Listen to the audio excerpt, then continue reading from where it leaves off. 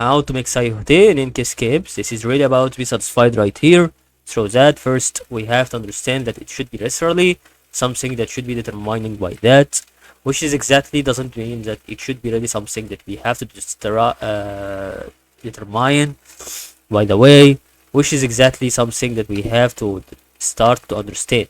Really, this be satisfied with import and draw your object, and then we have to see that should be really like this, and we have to understand that should be really satisfied with this progress to draw an object.